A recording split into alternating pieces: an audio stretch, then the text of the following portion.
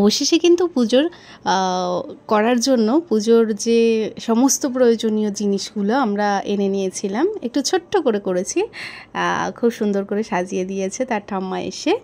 তো পুজোর যে সমস্ত সামগ্রীগুলোর মধ্যে তার ভোগের জন্য যেগুলো দেওয়া হচ্ছে সেগুলো সাজানো হলো আস্তে আস্তে, এবং তার জন্য ছোট্ট দুটো কেক আনা হয়েছিল যে তাকে ভালোবেসে তার ঠাম্মি দিয়েছিল।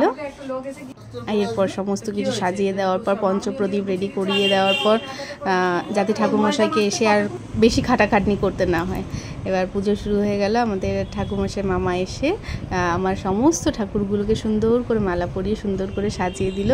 আমার সত্যি কথা বলতে পুজো দিতে না খুব ভালো লাগে, মনটা ভরে যায়। তো দেখো পেস্ট্রিগুলো কত সুন্দর, আজও সেভাবে আমার মনটা ভরে যাচ্ছিল, আর আমার বাবাও খুব খুশি। দেখো, তো এইভাবে পুজোটা শুরু হলো, চলতে থাকলো।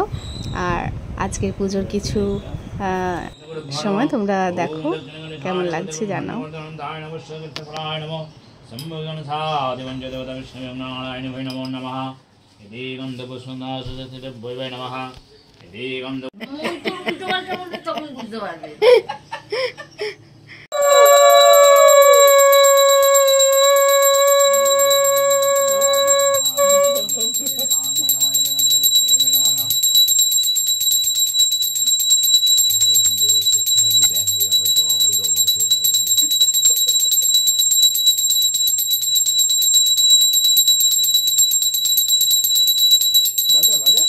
কনফিউশন হয়নি আমি একদমই, কে কাটবে কেকটা, তাই জন্য আমার দিদির ছেলে অর্থাৎ তার দাদা তার জন্য কেকটা কেটে দিল।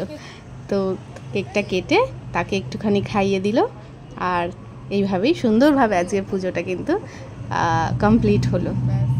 তোমাদের কেমন লাগলো জানিও। টাটা।